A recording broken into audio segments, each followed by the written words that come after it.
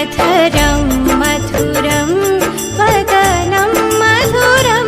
नयनं मधुरं हसितं मधुरं हृदयं मधुरं गमनं मधुरं मधुराधिपतेरखिलं मधुरं